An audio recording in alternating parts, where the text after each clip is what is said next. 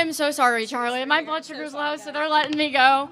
Get her a Snickers. My name's Jaden. I skipped class to be here today, but I do have a question and then a few statements, and then there is a guy behind me from Iran, and he's got a really good take. Thank you so much. He's got a really good take on what's going on in the country right now. But my question... Don't pass out. I'm not going to pass out, I promise.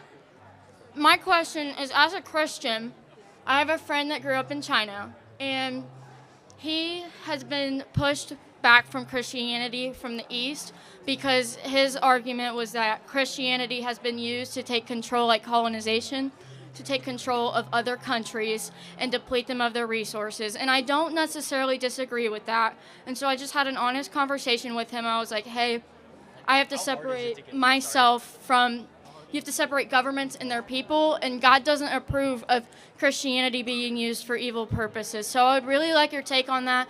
I've got a few observations after your response, and then I want to be a journalist, and so I have some, like a career advice All right, we'll try to go through that quickly. Yep. I agree with all that. If ever political power is abused in the name of God, I believe that actually violates the third commandment, which is thou shalt not carry the Lord's name in vain. And I believe that's the worst thing that somebody can do, which is do evil in the name of God.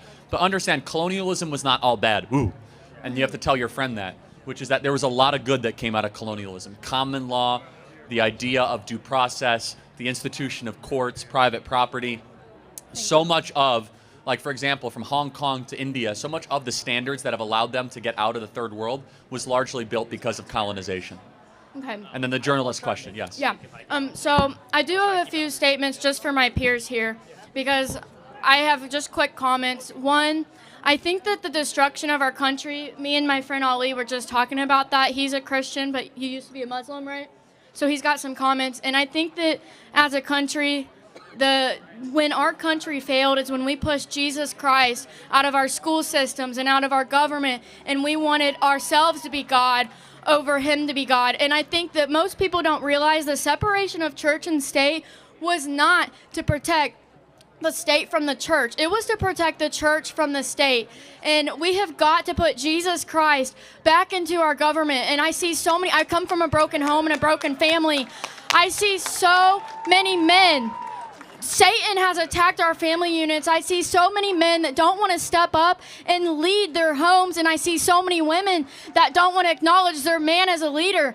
I am a Christian woman. I'm a strong Christian woman, but I acknowledge that my man and my husband will be the leader of my home, even though I'm outspoken about my faith. Second, I want to comment on this Hamas war. Most people don't realize Palestine, I didn't know this until last week, Palestine is not a country. It's an area of Israel. And they were fighting against Jews. It is in the Quran for Muslims to kill all Jews. And they're keeping Palestine in that corner. They said, all right, you can do whatever you want, just as long as you don't murder our people, and look what happened. You are going to make a great journalist. Well, so I want to be a journalist. I want to tell you really quick what I want to do, and then I'm out of here so Ali can go. You got to go really quick. And I got to get some food.